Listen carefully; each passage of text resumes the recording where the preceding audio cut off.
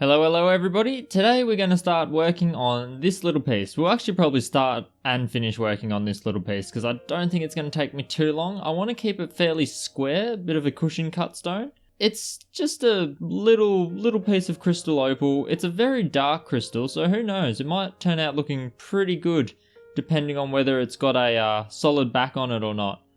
And if you look at this edge here, a way to determine which side will be more likely to face is just what I call angle shooting. I know it's a poker term, but I use it with opal as well. And it's as you tilt the stone away from you, you can start seeing the flash. Whereas from this side, on the same edge, you'll notice that it's just not directionally favorable to this side. So this side here is going to be the bottom, and this side here is going to be the top. It also helps that there's a chip over here, so if I were to make this the bottom, I'd have to cut it back a bit.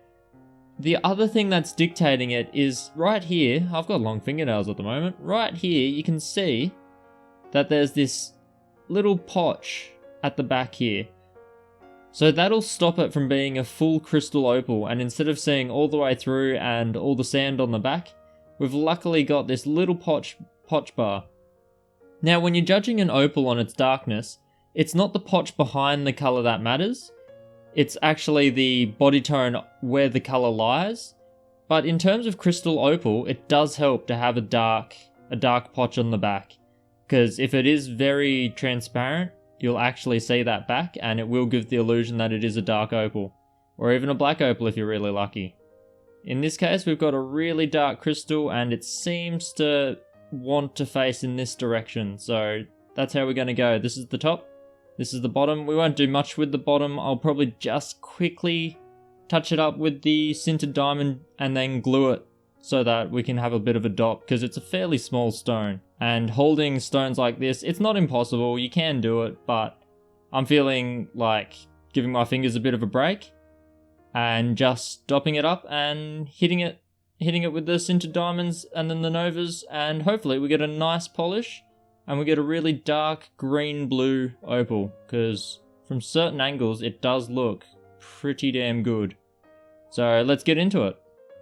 And here we go, dopped super glue, small little bamboo skewer, well, not bamboo skewer, chopstick actually. And yeah, looking at the colour, it's pretty nice around all the edges, a good flash. When it flashes like that, it can be quite directional, so I'm a little bit worried about that, but we go for it anyway. There's only one way to find out if it's good or not. So jumping on with the 240 grit sintered diamond, red band, we're just taking off that thick layer of potch basically off the top. A little bit of sand, a little bit of crust in there. None of that's good, so we'll get through. And we don't want to go all the way through to the colour, so if that's 3mm thick or something, we're looking at just taking off like 0.5 mm or 1 mm max. We really want to pull up short of the colour. At the end of this stage, you shouldn't actually even be on the colour bar yet. I don't like to hit the colour bar with anything other than the 600. So I'm just checking it here. You'll see that I'll be checking it a lot. You can basically get the corners and the edges right down to the colour and use that as a bit of a gauge on how far to go down on the face. You don't want to leave any sand or anything in there, so if you have to keep going even though you've hit the colour bar because there's some sand or some potch lines in it, then go ahead. But if you can get away with it, you just want to get rid of the obvious inclusions, but not quite hit the colour yet. So just about there, and then I'm switching over to the 600. You could see a slight flash where that purple was just trying to come through the remaining potch. But that's about the perfect time to switch over. So it's straight over to the 600. Now we want to get right onto the colour bar. You can still pull up short if you want and then just use the black nova. Sometimes I do that, but that would only be if I'm working a really thin colour bar. So in this case, it's quite thick, and I'm happy to get right down onto it with the 600. So you can see it just starting to come through a bit more now. You're getting a bit of that purple flash, bit of that teal, and of course, because we're on the 600, it's also a great time to do a little bit of shaping as well. Anything higher than 600, you'll shape really quickly, but you'll also chip really easily. So I like to do it mostly with the 600. Alright, so now we're on to the colour. And we're switching over to the Nobas. Just to get rid of those big scratches now and to do a final bit of shaping. And yeah, it's pretty straightforward, just hitting every surface once again.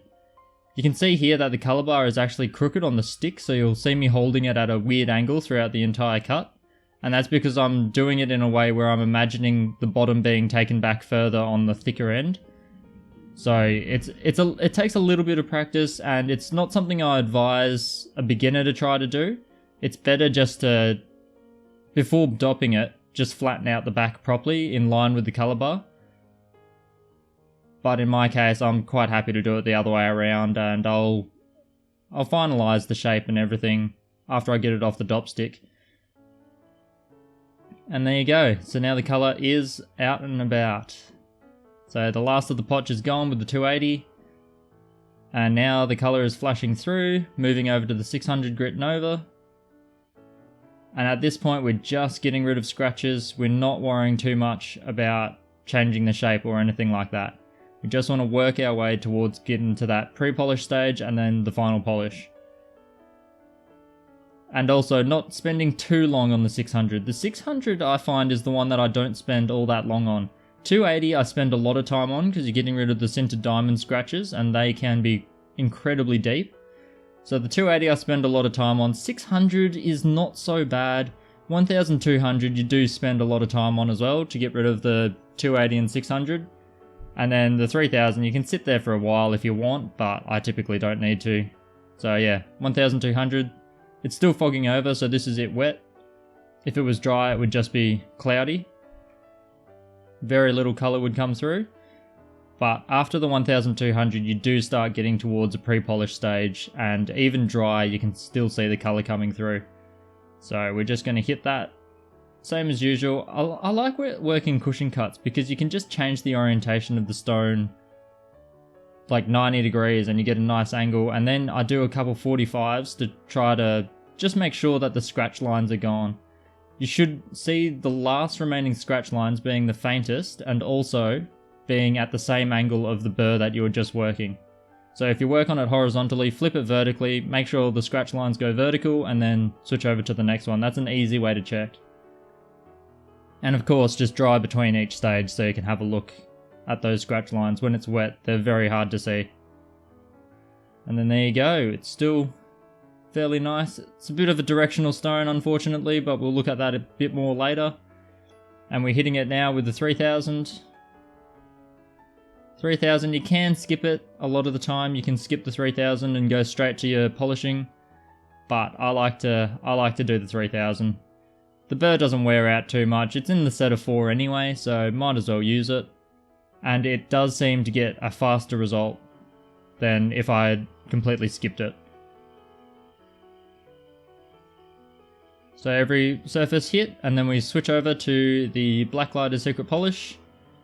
You can use any metal oxide, you can go to diamond paste, whatever works for you. I like felt and a metal oxide. It's quite cheap and it works incredibly well. Not all metal oxides are created equal, so I've had a couple that didn't work so well, but since going to this Blacklighter's polish after old Mark saw one of my videos and said you should try out my polish, I tried it and I gotta say he was on the money because it is the best polish I've used so far. So hit them up on Facebook if you want to try to find some. I know they were selling it a while back. They offered it to someone in the Facebook group, so they definitely have some and it is well worth it. Well, that's that one. It's a small stone. It's also quite directional, which is very disappointing because when it does flash, it really does flash.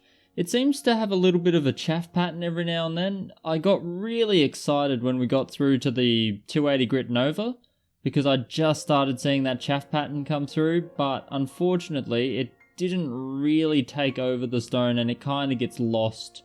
And yeah, a lot of the time it's just, from certain angles, the stone really doesn't have much to show at all. Like, just about here, I can almost get there to be no colour in some angles. And another thing you'll see is that you can see the bamboo all the way through. If I can get the colour to disappear, you can see the bamboo all the way through. The potch behind it is, because it's a crystal opal, it was also quite translucent and it doesn't do a great job of backing the opal. This is one that I would be borderline thinking I could possibly double it. I most likely wouldn't, because it is still quite a thick bar in certain sides. This side's the thickest one, so it is quite a thick bar still, so it might be more of an inlay ring bezel set kind of thing once I take up the back. I think I would have mentioned it during the cutting. You can see that I've still left it, and I was cutting it a lot on this angle, and that's because I need to take that back down a little bit on this side, so it's much thicker here, whereas on this side it's only just paper thin along the bottom. So I've actually cut it so that it's not sitting flush with the dopstick like this, it's actually sitting like this, and I'm just taking off that back corner, which really is not too hard to do. And yeah, you know what, I definitely won't double it this one, so I will just straighten that back up to make the face meet flush, and then yeah, that'll be a donezo stone. It polished really well. I've actually got a bit of water on it at the moment, but it actually got a nice mirror polish on it, as expected, since the blacklighters polish. Really, it could polish mud and make it mirror shiny. So beautiful finish on it. Just got to finish off the back, and I just wanted to take the opportunity. You'll see here, this is the water I was using to cut. A lot of people criticize my use of glue, mainly in forums online, and they always say that they've tried things like super glue, but they keep damaging the stone. They keep chipping the back when they take the stone off, and so they stick with their wax. But it's actually a really simple process to get this stone off here without any risk of doing any damage. And the only thing you have to do, basically, just leave it in the water. Tomorrow morning, I'll be able to come up, no tools required, just not even a thumbnail because I just cut them, and just pop. It's just going to come straight off. It's going to come straight off. The glue typically sticks to the bamboo because it's porous at the top, whereas the opal is less so. And yeah, you don't even really need to tidy up the back.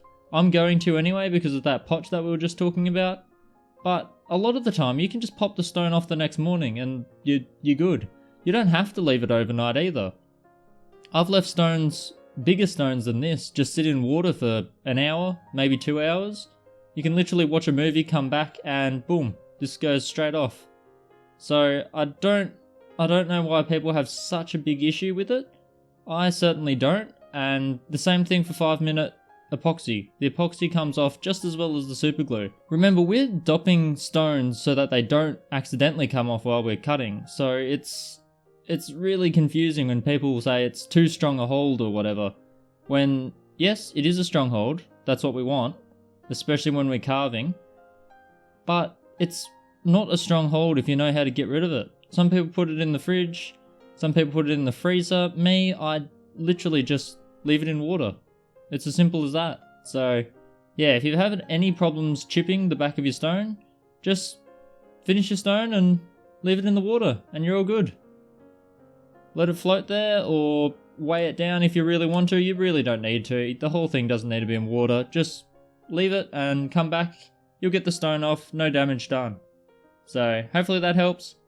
Fun little stone, and yeah, I look forward to maybe making some sort of bezel set inlay material kind of ring or earring. It's quite small, but we'll see how that goes in the future. So catch you guys in the next video, where I have no idea what I'll be doing, but I'm sure it'll be something fun. See ya.